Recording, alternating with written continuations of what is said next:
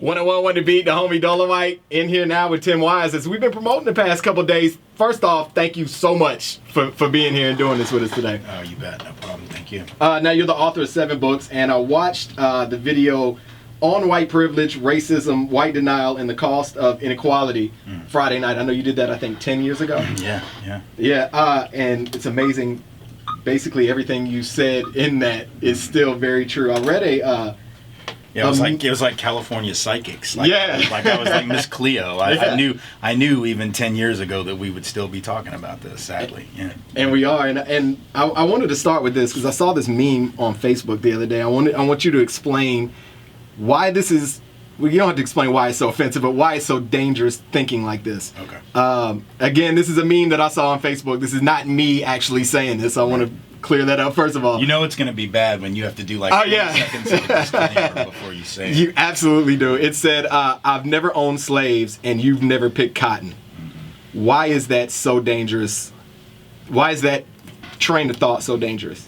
Oh my God. I mean, where do we even begin to unpack it? You know, the idea, first of all, that racism is limited to a discussion of the enslavement of millions of people that ended 150 years ago is itself an incredibly ahistoric perspective. Enslavement is one aspect of white supremacy, which has been baked into this country's history from the beginning. To say that one didn't own slaves, so we ought not talk about that. Well, you know, none of y'all were here for Independence Day in 1776, but you're still setting off fireworks on July 4th, eating hot dogs, apple pie, wearing red, white, and blue, waving flags. So the reality is we pick and choose what past we want to acknowledge and address. We like the past when it makes us look good. We love the past, what we do as a country. I remember my grandfather said, remember Pearl Harbor? Well, why, old man? I wasn't there. Why do I need to deal with Pearl Harbor? Remember the Alamo? That was a big thing for a minute. Right. Why? Because that was like a really long, why don't we just forget it? Well, because we like to hold on to that stuff. You think 100 years from now, folks are going to be like, well, you know, that 9/11 thing, man, that was a really long time ago. I think you need to get over it and move on. Like, clearly, it's hypocritical, right? But the more important thing is that the system of enslavement as part of a larger system of white supremacy continues to have effects on the present. We're talking about black folks. It did, you know, estimates anywhere from 12 trillion to maybe 30 or 40 trillion dollars worth of unpaid, uncompensated labor. That has a direct effect on what folks today have, because when you don't get paid for stuff, you can't hand down stuff. And when you did get paid for stuff, you can. And so those of us who are white have an institutional head start because of the stuff that happened 150 years ago. It doesn't mean we're to blame for it. So the one thing that the meme writer is maybe tapping into that's accurate is not about blame or guilt. It's about taking responsibility for the world the way that you find it. Now, we learn in school, and I want to bring this up right quick. Have you ever seen Michael Moore's Where to Invade Next? Yeah. One of the things that really stuck with me is that Germany learns about the Holocaust, the Nazis, and Hitler every day in school. All the time. All the time. And what we learn about black history in school is slavery, Abraham Lincoln came along, no more problems. Right. Civil rights, Martin Luther King came along, no more problems. Right. We don't show the ugly face of the things that were actually going on, much less the effect that those things had and still have today. Right. Well, think about, I mean, the inconsistency. You know, there's this phrase we use, and I say we. It's very common in this culture. You hear it used. Whenever we're talking about people that remain silent in the face of injustice, what's the phrase? We use good Germans. Now, think about where that phrase comes from, right? It comes from a reference to those Germans who themselves were not involved directly in the Holocaust of European Jewry and Romani and LGBT folk, but who sat by and said nothing. But the irony is what you just pointed out. The folks in Germany actually have done a far better job addressing that history. I would dare say folks in South Africa have been forced to, perhaps they didn't want to, have been forced through the Truth and Reconciliation process to deal with their history. We in this country have done neither truth nor reconciliation or justice or equity. And it really speaks to the idea that maybe instead of saying good Germans for people who remain silent in the face of injustice, we need to say good white Americans, being ironic in the saying of it, because that's really who has been the most silent in the face of the most injustice, certainly in our history. Absolutely. And then even to stress that further, what do we learn about Native Americans in school? Well, virtually that they're all gone. Right. I mean, essentially, and there's no doubt 93 million indigenous souls wiped off the planet over the course of several hundred years on the North American, South American continents. But that said, right, there are still millions of indigenous brothers and sisters who are here, whose stories we don't have to learn, whose languages we don't know, whose languages they don't know because their languages have been stripped from them as a result of deliberate policy. All we know about Native peoples is some of them have casinos. And then what we see in sports mascots, which are these caricatured, insulting images of indigenous peoples. That's what we do. We boil, and this is why it's so fascinating to me in the midst of all this going on with policing, when people say they can't get their head around Black Lives Matter, and they get upset because they say, well, what about white lives and other lives and all lives matter and other? But it's just like with Black History Month, right? You have to specify that which has been left out. Right. You don't have to specify that which is taken for granted. The reason we have Black History Month and not White History Month is we have white history covered the other 11 months. And frankly, let's not act like we don't talk about it in February either, because we still talk about white people in February. So you have to say Black Lives Matter because Black lives were the lives that were explicitly, and I would say, we could say Native lives matter too. I don't think anybody would get offended by that. Latino lives matter, right? These are the lives that get ignored. When we said all men are created equal, endowed by their creator with certain inalienable rights, including among these life, liberty, and the pursuit of happiness, we said all, and we did not mean all. So when you say all and you don't mean it, we have to sort of understand when Black folks are like, yeah, we're going to specify and put a little asterisk and make sure you know that we're part of all. Absolutely. And I'm glad you touched on Black Lives Matter, because I feel like it's gotten a really bad rap, and I don't understand why saying that gets such a bad rap. How they've somehow, I saw, was it Tommy Lauren? It maybe the quote wasn't real. She said it's the same as the KKK. Right. Which is right. Which, I mean, how does this person? She's 22. She graduated from the University of Nevada, Las Vegas. Surely to God, they have standards at UNLV. Yeah. Right. I mean, she went to high school in South Dakota, so I guess I can excuse her for not knowing a lot about the Klan. But surely they had to take a history class in her school, and somehow she passed it, which calls into question the history department at UNLV, sadly. But the thing about it, right, is that to suggest that Black Lives Matter, either because of its unapologetic blackness, which I think is part of what riles people up. I don't mind blackness as long as it's sort of apologetic blackness, right? As long as it's assimilationist blackness, right? Folks will always say things like, "Why can't we like black people?" White conservatives will hold up Black conservatives as their best political buddy, right? They'll be like, "Oh my God, Alan West, I love Alan West. Oh, right. Ben Carson, I love Ben Carson, right? Oh, I would vote for them in a heartbeat." But no construct. Whiteness is a political project. It's not about who's white and who's not white in terms of skin color. Blackness is a political project. If you're a Black person that's down with blackness as a political project of liberation and equality, that is when you get in trouble. And so Black Lives Matter, because it's unapologetic in challenging whiteness, is what rubs the Tommy Laurens of the world and the Glenn Becks and the Rush Limbaughs, Sean Hannity's, Bill O'Reillys of the world the wrong way. Of course, to suggest, as they are this week in wake of what happened in Dallas,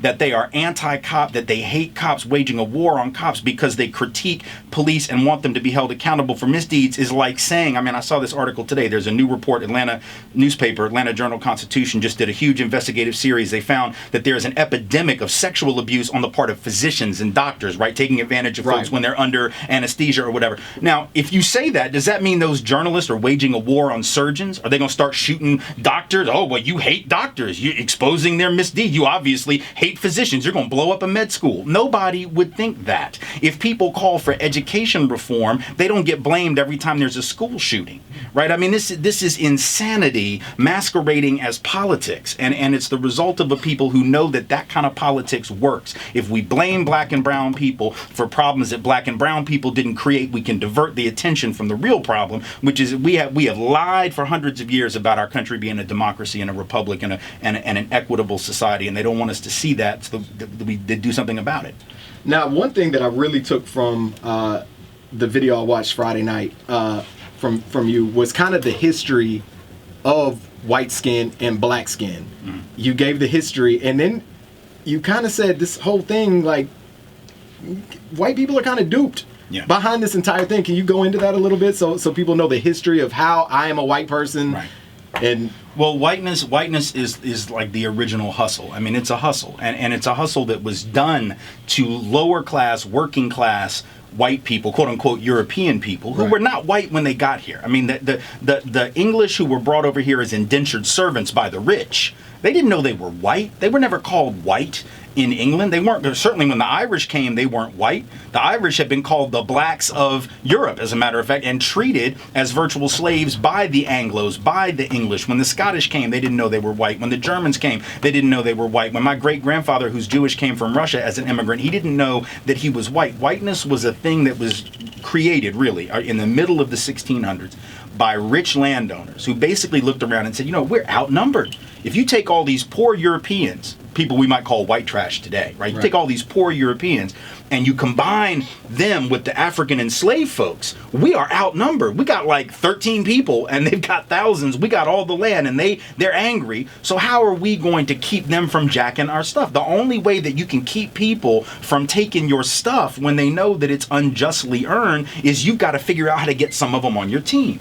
So in that situation, what do? You look around, you go, we can get these poor Europeans to think they're on our team. We'll call them the white race. We'll tell you, you're on our team now. You got the uniform. Now, you're not starting in the game. You're at the end of the bench. Right. But trust me, you're on our team, and then they'll put him on the slave patrol, which is what they did. They took the poorest white man, put him on the slave patrol, gave him a gun and a badge, and said, you keep those people in line, and then you'll have some of our benefits, and we'll be able to give you a little bit of land, not much. Maybe we'll even let you vote, white men, then later white women. We'll let you vote, and you give them just enough. W.E.B. Du Bois called it the psychological wage of whiteness, right? This idea that you may not have much, but at least you're not black. At least you're not indigenous. At least you're not Mexican. Now, the only downside of that, and this is where it's a hustle, you cannot pay bills with psychological wages.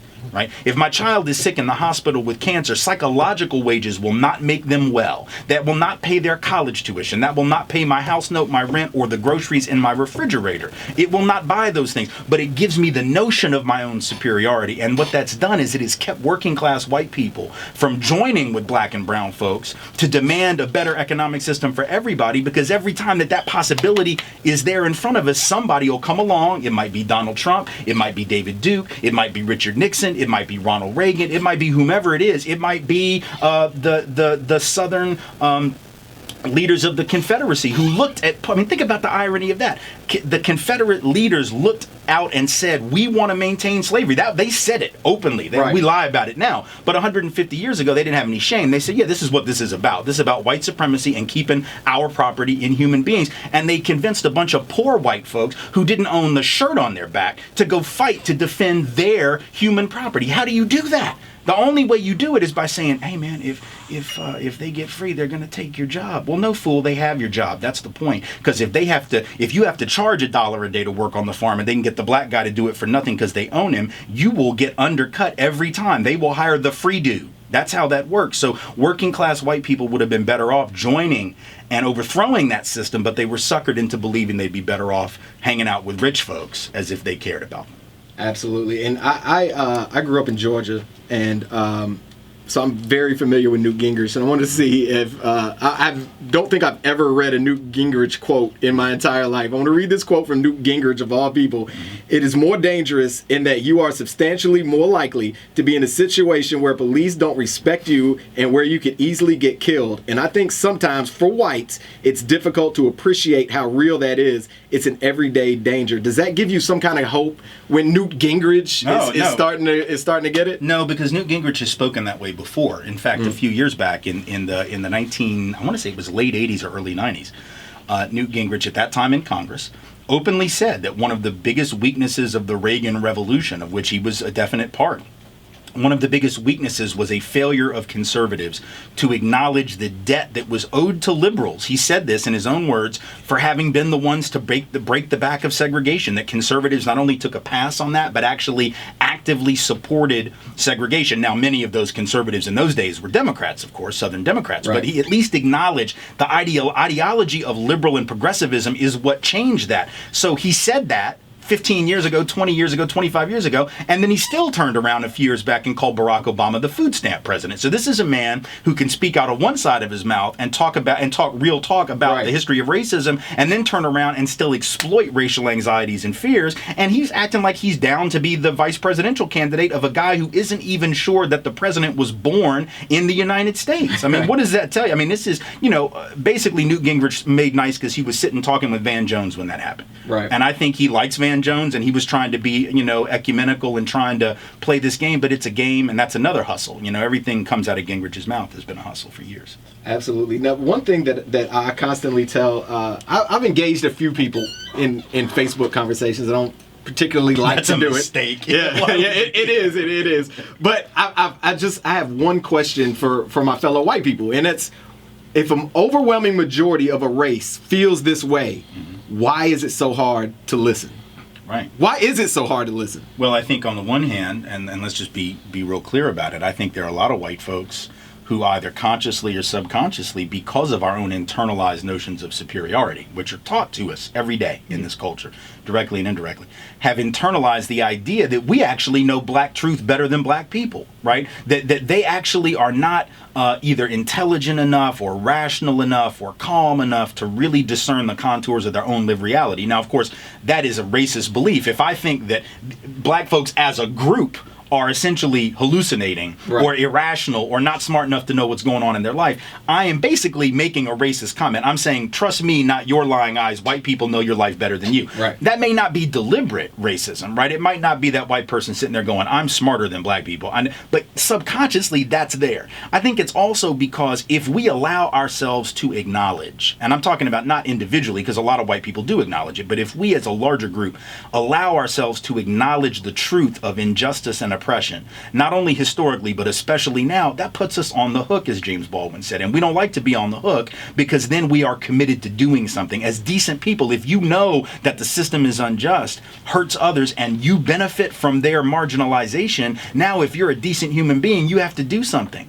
And the good news, but it's also the bad news, is most people are good people.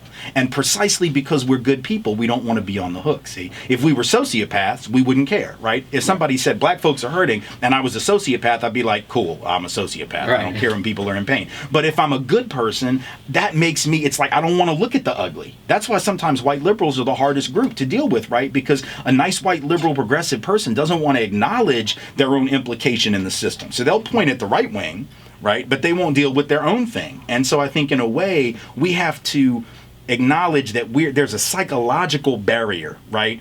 We get paid off of oppression, and not just in a material sense, in a psychological sense. It allows us to maintain the fiction of this country and the fiction of our own innocence. The problem is that innocence is getting people killed, right? And at the end of the day, it's not keeping us safe either. And I think what happened in Dallas is a good example of that, right? The reality is no cop is going to be safe until black people are safe. No police officer in this country is going to be safe until there's justice. And that's not to justify what happened in Dallas or to excuse it. Right. There's a difference between a reason and an excuse, right? And we need to understand there are reasons that folks bust, right? And it doesn't make it okay when it goes down the way that it went down. But if you want to see bloodshed stop, whether that's black blood, white blood, cop blood, teacher blood, or just average everyday person on the street blood, you have to have justice, or that will never end. Another thing that I see from a lot of people that I've unfortunately engaged with in Facebook conversations is they bring up the fact that if a black person gets killed by a police officer, that, everything shuts down. But then nobody's here to talk about black on black crime. Yeah, but see, the only people who say that are white folks that never spend time in black communities. Right, exactly. Because if white people actually spent time in the black community, they would know that's what gets talked about. It gets talked about in the barbershop. Right. It gets talked about in the coffee shop. It gets talked about in the churches. I mean, I worked as a community organizer in public housing in New Orleans 15 months, almost all black, all poor by definition. They didn't sit around talking about whitey. That's not what they did. They didn't sit around talking about the man because they knew the man was not coming to help. Right? They sat around and talked about what can we do to fix our own problem with the limited resources that we have, and the news never came to cover that. The news would only come into the black community when somebody blasted somebody died in a drive-by or whatever else. It never came in there to focus on those efforts, whether it was efforts to create jobs, efforts to reduce violence, HIV prevention, teen pregnancy prevention. They didn't want to talk about that, but that work was going on. So black folks are always dealing with quote unquote black on black crime. Of course, I say that in quotes because that's an absurd and racist term. Yeah. We don't use that term for white crime. There are 5 times more, 4 to 5, depending on how you calculate, 4 to 5 times more white on white crimes every year than black on black crime. So we don't use the phrase white on white crime. Why? Because at the end of the day, black on black crime is not merely meant as a descriptive term. It is meant as a judgmental term. There is something about blackness that makes this person a criminal. What the Wall Street dudes did, a lot of them to other rich white people. Right. And why wasn't that white on white? We use the term white collar crime. Well, the collar isn't the only thing lacking color. I mean, at what point are we going to acknowledge that? And let's be honest, you can go back to segregation. You go back 100 years ago, there was still more black folks got killed by other black folks than got killed by white folks, because usually you get killed by people who live in your neighborhood. So if that's true, if the argument is black on black violence means we shouldn't deal with cop violence because it's not as much, you could have said the same thing during the days of lynching. Well, you keep talking about lynching, but you're killing each other. So why do we stop lynching? Well, I mean, can we not walk and chew gum at the same time, work on all these issues of injustice and inequality at the same time? Apparently not, to hear some people tell it. And that's a very unfortunate thing that it always gets brought back up. And I saw a stat, and it's going around different social platforms, especially for those. I check up on a lot of conservative stuff for some reason. I just do. But sure. It'll show you that more white people were killed by police in whatever year than black people. But it fails to put into account that there are way less black people in the United States, giving black people a much higher chance to be killed by police than white people. Right. I mean, the per capita rate is somewhere in the neighborhood on a national level. There was a study that was done from 2011 to 2014 by a professor at I want to say UC Davis out in California, might have been UC Irvine. And what he looked at was he was trying to look at what is the disproportionality, both relative to population, but also relative to crime rate, because the crime rate, quote unquote, official crime rate is higher in the black community because of the relationship between economic marginalization and crime, not because of blackness. So naturally, you might expect more interactions with cops, and if you have more interactions, therefore you have more opportunities for things to go sideways. But even when he controlled for that, and just looked at folks who were not posing a threat, who were unarmed, right, you still had something like, on the aggregate national level, it was still like a 3.5 times greater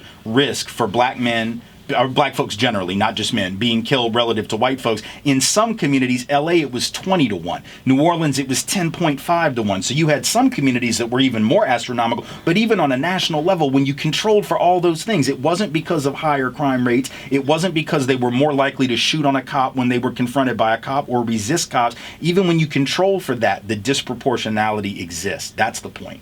And that's the hardest thing to get on. We're on Facebook Live right now, so I want to take a question from Facebook Live. How does religion play a part in the division of the masses? Well, religion early on, right, was part of how white supremacy was inculcated, because the Western church, quote unquote, from the time of Constantine forward, is used as Christianity, used as a conquering faith, right? I mean, Constantine said, with this sign I will conquer. He didn't say, with this sign I will make of all my brothers and sisters a beloved community. He said, I will conquer. It became a conquering faith that Europe used in the face of quote-unquote darker Islam, right? Turning a savior, quote-unquote, for those who were Christian, who came from a Middle Eastern, and let's be honest, what the Middle East is North Africa. Like, if you ever look at an actual map, like this thing called the middle of what? East of what? It's also north of something called Africa. And if you look at the landmass, it's rather obvious that it broke away at some point in the development of the globe, right? And so topographically, climatologically, culturally, Middle Easterners are North Africans. But of course, God forbid we allow that the Christian Savior might be a man of color, right? That he might be someone, at least the skin darkness of Osama bin Laden, or Yasser Arafat, right? The idea that he would be at least that dark, if not darker. No. Let's make him a white, blue-eyed, blondish brown, long-haired guy, right? Which is the most famous image from Warner Salmon's Head of Christ. It's the image that most of us see on the Christmas cards every year. It's been reproduced 40 million times or something. There's no way that a first century Palestinian Jew looked like that. But if you create that as the image and you market that and you sell that, you not only allow white Christians to believe they're closer to divinity, right? Because after all, Jesus is God, and so therefore God is also white. And therefore I could invite Jesus to my family reunion and we would all get along great. Right.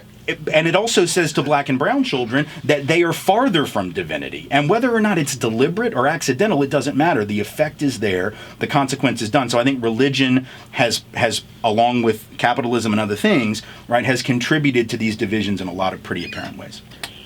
101 What to Beat, Dolewite, Tim Wise still in the studio with me. One more segment with him. Do you do a lot of hip hop radio shows? Probably 4 or 5 a year. Yeah? Yeah.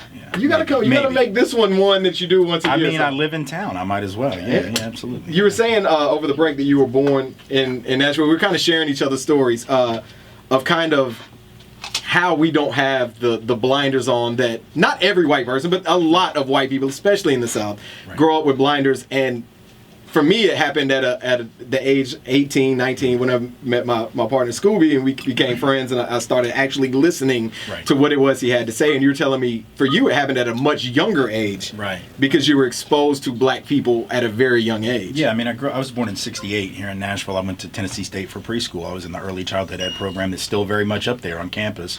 Probably 71, 72, 3.5 years old. I was one of 3 non-black kids in the class. Most of the teachers and the folks that ran the program were African-American women. So, there I am at 3, 4 years old every day driving from Green Hills, where I lived, although I lived in an apartment. Let me just be clear. I lived in the slums of Green Hills. I didn't live in like the fancy part, like the Nordstrom part, But every day driving from Green Hills to North Nashville, crossing Charlotte and being in a black world and being in the historic part of North Nashville. And also come from a family where my dad's side of the family, my paternal grandfather, grew up on Jefferson Street, had a business on Jefferson Street. So I grew up in a context where I was not isolated from blackness in the way that I think a lot of white people are. Yeah. And I think that was a real gift in the sense that when my mom, and it was really her, made that decision to send me to state for preschool and then made the decision to keep me in public schools when DSEG happened, because DSEG really didn't happen in Metro Public Schools until 74 down to the elementary level. They started in 71 with high school, 72 with junior high, 73 with middle, which was 5th and 6th grade back then. And it wasn't until 74, which is the year I started first grade, that we had full integration all the way down to the elementary school. Now think about what that means. It means 1986, when I graduated from high school from Hillsborough in this city, I was a member of the first fully desegregated graduating class in Nashville history. That is not ancient history. Right. This is not, I mean, I'm almost 50. I know that sounds ancient to young people, but I promise you, it is not ancient, right? It's like yesterday. So in a sense, being in that context, going to schools that were either 50-50 or even in middle school, junior high school, probably, I was counting it up the other day, it's about 55% black and about 38% white, and then the rest was a smattering of Asian folk and maybe a handful of Latinos. You definitely get a different context than if you grow up in Montana or somewhere in the Midwest where, maybe not integrated this, or even in the Northeast. I mean, the one good thing about being a Southerner, right, is that I think white folks who grew up in the South, we might have some really jacked up politics, but at the same time, if you're white in the South, you can't act like race is not an issue, right? If I grew up white in Portland, I can act like race is not an issue, even though it's all over Portland. If I grew up in St. Paul, I can act like, well, maybe not now after the killing of Philando Castile, but if I grew up in a lot of white places, if I grew up in Maine or Connecticut or Minnesota, I can act like it's not real. At least in the South, we know the language, right? We don't necessarily speak it in the same dialect and in the same way and fluently, but we know race is an issue, and I think that actually gives us a bit of an advantage. Now, for white people that you have an incredible talent for writing, you have an incredible talent for speaking, for just people that maybe don't have those same talents on the same level as you, but see your vision, agree with you on things, what can they do to help? I mean, I think there's a million ways to contribute to this struggle for justice. Not everybody's going to be a writer. Not everybody's going to be an activist. Right. Not everybody, is able to do certain things. But think about all the roles that have to be played. I mean, yeah, we got to have people in the streets for protests and demonstrations. We also have to have artists of all types. I'm talking visual artists, musical artists, poets. We've got to have people who speak to folks in different ways, because there are some folks, I mean, I as my mama said, I can talk real good. I have a knack for running my mouth, but not everybody will respond to an hour-long talk. Like, you watched a clip from a talk of mine, and some people, like, I have 2 kids, they're 15 and 13, and like most kids in that generation, like, their attention span is a 4-minute YouTube video. So they get about 4 minutes in, they're like, this is great, Dad, and then they're on, right? And then they're on to something else. So that's okay. We need people making videos. We need people doing poetry. We need people doing music. We need people doing murals. We need people doing, just whatever. There are a lot of people that know how to fundraise. Like, I'm not good at fundraising. So if you're a nonprofit group, you would never want me. But other folks out there are good asking for money. And hustling up money. So that's a skill. A lot of people have good organizational skills, right? They're good with, like, details. I'm bad with details, so don't have me run your event. But other people are really good with events. So there's no reason why folks can't tap into groups like Black Lives Matter, groups like Black Youth Project 100, groups like Malcolm X Grassroots Movement, groups like Surge, which is a mostly white, it is a white-led organization showing up for racial justice, has a Nashville chapter, has chapters in over 100 different communities around the country. There's a lot of entry points for this kind of stuff. And I think, it's really as limitless as your imagination, particularly in a digital age. What is the one thing the government can do to start bringing about a new day of justice? I think the government at all levels has to decide that it's going to treat discrimination as the crime, really, that it is. We don't really punish discrimination. You get a little bitty fine. So if you're a company that gets busted for racial discrimination, for instance, you get an EEOC fine or whatever, you might, and the average fine is a couple $100, couple $1,000. I mean, there's no disincentive to discriminate, because the odds of even getting caught are so small. We have to actually say, if you're a company that discriminates, you get barred from ever getting government contracts again of any kind, right? 1 strike policy, not 3, not 50, not 20. You don't get reinstated, you're done. We have to say that racial profiling is illegal, and we're going to demand every police department to keep that data. And if they fudge on the data, they hedge on the data, heads have to roll. We have to have, I think, racial impact statements for public policy, which means every time there's a tax bill, an education bill, any kind of, right now we have environmental impact statements, right? Which is like, we're going to build a road, so we need to know if there's going to be a species, endangered species, whatever. And we should do that for the sake of the environment. We also need to have racial impact statements that says, what's the impact of this development project going to be on this community as opposed to that one? Because we have places like here in Nashville, and listeners will know this, North Nashville was devastated by I-40 going through the heart of North Nashville, jacking up Jefferson Street. The whole interstate went through the heart of the black business district. There's a reason that those businesses are not there now. There's a reason that business community was affected, and that was the result of quote unquote progress. Well, that urban renewal was really black and brown folk removal in North Nashville, in Baltimore, in New Orleans, in New York, all over this country, in Philadelphia, in Atlanta. So we got to have a government that responds to those needs of the people by acknowledging that what is progress for one group is not always progress for all groups. And I think we have to start educating the youth better on the actual history of the country. It's good to remember, like, oh, we created America, that's great, but we have to take a real honest look. And we have to teach that honest look, because if you don't go looking for this information, you won't find it. Right. That's absolutely true. You need to go looking for it. No, indeed. Tim Wise, thank you so much for joining me. Tell everybody where they can find you on Facebook, Instagram, Twitter, Snapchat, whatever you got. Website is timwise.org. Both Facebook and Twitter is at Tim Jacob Wise, Jacob. All right. Thank you so much, man. We hope to have you back one day. Yep. Thank you.